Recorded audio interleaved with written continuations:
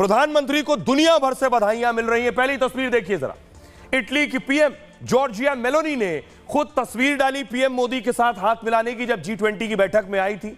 Italy की PM ने प्रधानमंत्री नरेंद्र मोदी को बधाई दी है।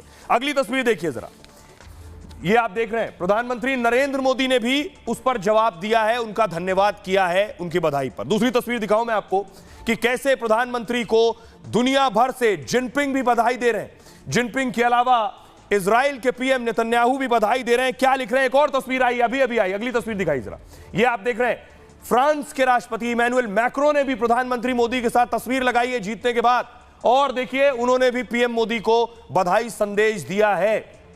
अब दिखाता हूं मैं आपको कैसे पूरी दुनिया के नेता प्रधानमंत्री नरेंद्र मोदी की तारीफ भी कर रहे हैं, क्योंकि प्रधानमंत्री का एक पर्सनल कनेक्ट है, एक निजी रिश्ता है। प्रधानमंत्री जाते हैं, किसी नेता से मिलते हैं तो सिर्फ आधिकारिक बातचीत नहीं, निजी संबंध बना के आते हैं। और यही वजह है कि देखिए प्रधानमंत्री नरेंद्र मोदी को कैसे संदेश भी मिल रहे हैं और बधाइयां भी मिल रही हैं। दोनों नेता, ये क्या लिख रही जॉर्जिया मेलोनी, उन्होंने लिखा, दोनों नेता दोनों देशों को एकजुट करने वाली दोस्ती को मजबूत करने के लिए मिलकर काम को उत्सुक हैं। नई जीत और अच्छे काम के लिए पीएम मोदी को हार्दिक शुभकामनाएं और बधाई। देखिए शी जिनपिंग ने लिखा, चीन भारत से रिश्ते मजबूत करने के लिए प्रतिबद्ध है। एक मजबूत और स्थिर सरकार रिश्ते को मजबूत बनाती है, जो दुनिया भर में शांति और विकास के लिए बेहद जरूरी है। नेतन्याहू लिख रहे हैं, मैं प्रधानमंत्री मोदी को लगातार तीसरी बार जनता द्वारा चुने जाने पर हार्दिक बधाई देता हूं। बाइडेन अमेरिका कह रहा है, अमेरिका और भारत के बीच निरंतर करीबी साझेदारी की जो उम्मीद है वो और बढ़े। सरकार और लोगों के बीच दोनों स्तरों पर एक बड़ी साझेदारी है, मुझे पूरी उम्मीद है कि यह जारी रहेगी। फ्रांस के राष्ट्रपति इमैनुअल मैक्रो लिख रहे हैं, भारत में दुनिया का सबसे बड़ा चुनाव संपन्न हुआ, बधाई मेरे दोस्त नरेंद्र मोदी, हम साथ मिलकर रिश्ते और मजबूत करेंगे। यूक्रेन के राष्ट्रपति जेलेस्की ने लिखा, दुनिया के सबसे बड़े लोकतांत्रिक चुनावों के सफल आयोजन का मैं स्वागत करता हूं। भारत के संसदीय चुनाव में लगातार तीसरी जीत पर प्रधानमंत्री मोदी, बीजेपी और एनडीए सभी को बधाई। और इनको देखिए, पहचान रहे हैं, मालदीव के राष्ट्रपति मोहम्मद मोइजू, जिनकी दुकान बंद हो गई क्योंकि पीएम लक्षद्वीप गए थे और मालदीव में टूरिज्म घट गया, ये भी बधाई दे रहे हैं। लिख रहे हैं, प्रधानमंत्री नरेंद्र मोदी, बीजेपी एनडीए को चुनाव में लगातार तीसरी बार जीत पर बधाई। मैं दोनों देशों की साझा समृद्धि के लिए मिलकर काम करने के उत्सुक हूं। अब देखिए जरा, अब दिमाग में एक सवाल है, सवाल यह है कि दुनिया के नेता पीएम मोदी को बधाई दे रहे हैं, लेकिन जो सीटें कम हुई कुछ जगहों से, और खास तौर पर पहले मैं एक तस्वीर आपको दिखाऊं, उत्तर प्रदेश की बात करूंगा।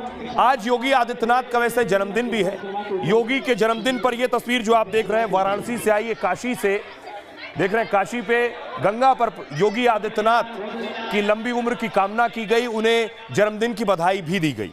बात योगी की हो रही है तो बात यूपी की करेंगे। तो सवाल यह है, और सोशल मीडिया पर एक सवाल चल रहा है सबसे ज्यादा, अगली तस्वीर दिखाऊं, कि अयोध्या की सीट, लोकसभा की सीट बीजेपी कैसे हार गई, क्यों हार गई, इसको लेकर भी दसियों सवाल हो रहे हैं, क्योंकि अयोध्या की प्राण प्रतिष्ठा हुई इसी साल। अगली तस्वीर दिखाऊं, ये हैं दो उम्मीदवार, बीजेपी के उम्मीदवार, सपा के उम्मीदवार और बीजेपी के उम्मीदवार क्यों हार गए, अयोध्या बीजेपी क्यों हारी, यह मैं आपको बताने जा रहा हूं, और उसके पीछे वजह क्या बताई जा रही है यह भी आपको बताने की कोशिश करूंगा। दरअसल बताया यह जा रहा है, कई कारण है बीजेपी के अयोध्या हारने के। लोगों को अब तक यकीन नहीं हो रहा है कि बीजेपी ने इतना काम किया अयोध्या में, उसके बाद क्या वजह रही। अयोध्या में समाजवादी पार्टी की दरअसल जीत हुई। अवधेश प्रसाद, ये जो योगी जी के उस तरफ अखिलेश के साथ जो खड़े सपा के कैंडिडेट जो है अवधेश प्रसाद को 55,000 वोटों से जीत मिली।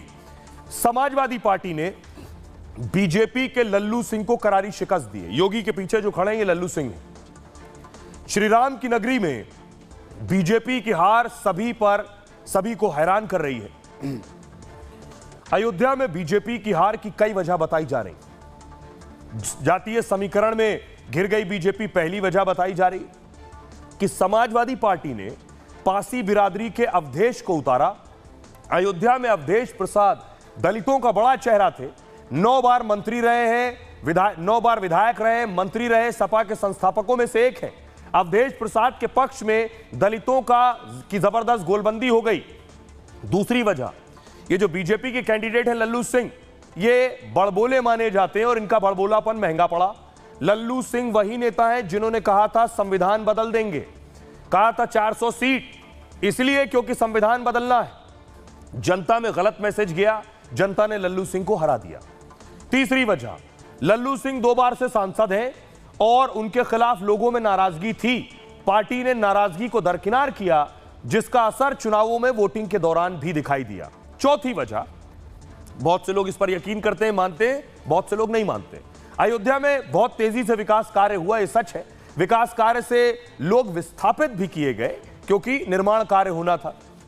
बड़ी संख्या में लोगों के घर और दुकानें भी तोड़ी गई। मुआवजा बहुतों को नहीं मिला, कहा जाता है, जिनके पास वैध कागजात नहीं थे। लोगों में मनमाफिक मुआवजा नहीं मिलने से भी नाराजगी थी। पांचवी वजह, विपक्ष ने आरक्षण खत्म करने की एक अफवाह फैलाई। आरक्षण को श्रीराम की प्राण प्रतिष्ठा से जोड़ दिया। कहा गया कि मंदिर तो मिला मगर आरक्षण खत्म हो जाएगा। अयोध्या में विपक्ष को यह प्रोपेगेंडा काफी कारगर साबित हो गया और यही वजह बताई जा रही